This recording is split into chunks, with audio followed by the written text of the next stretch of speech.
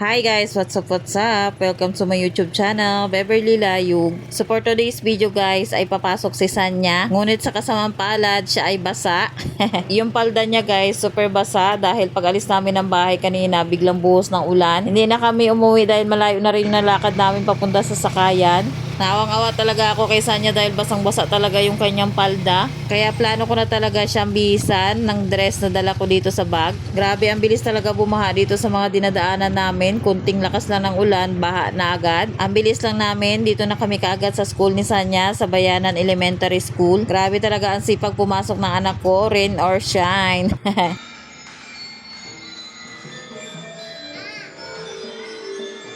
So ayan guys, nakapasok na nga si Sanya pero pinatanggal na lang ni teacher niya yung kanyang palda dahil super basa nga daw.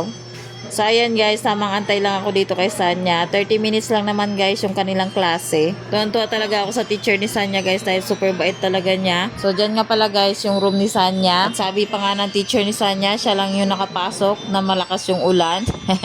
Fast forward, ayan, tapos na nga yung klase ni Sanya at pauwi na nga kami. So kailan pauwi na kami, doon siya nagpalda. At bumili nga rin pala ako ng sapatos na panganay ko, yung black shoes na goma lang. Dahil uli ko na nalaman na sira na pala yung kanyang ginagamit na black shoes. So ayan guys, naingayan talaga si Sanya sa tricycle. Pag nainis kasi si Sanya guys, kinakagat niya yung kamay niya. So ayan na nga guys, hanggang dito na lang ang aking video. Maraming salamat sa mga nanood. Like and subscribe. God bless. Like and subscribe. Thanks for watching.